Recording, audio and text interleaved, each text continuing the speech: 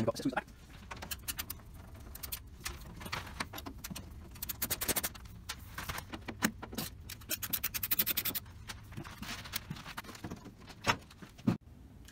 Removal of the control board, or any of the boards actually on the Mitsubishi equipment.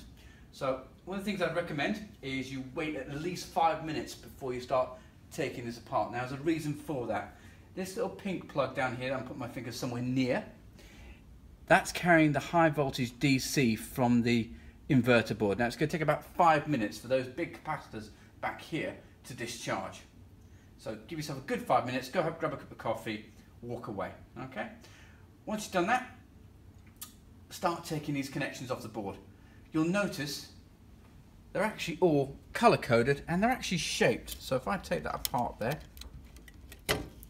you'll see it's actually shaped at the end so it won't go in the wrong place. The other thing I do also before you start pulling it all apart is I take a photo of where everything is, just so you know.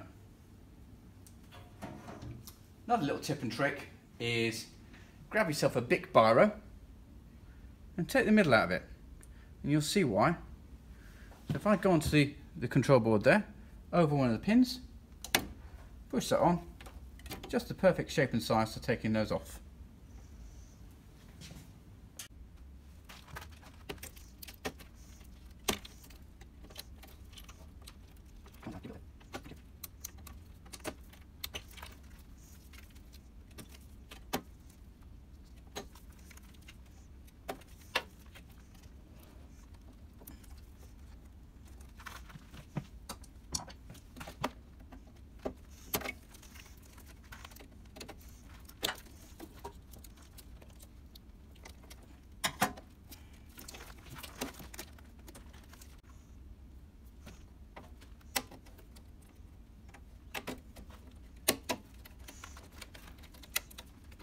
Do this in here.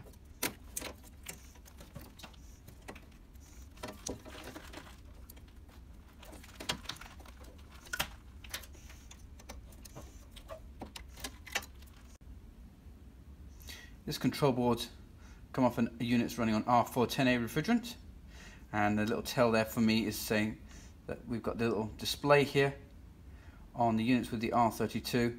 You notice that that display is not there, but you have actually got a connection point up here. When you receive your control board, the dip switches won't probably set correctly for that unit, so it's worth making sure that you change the dip switches to suit that size of unit.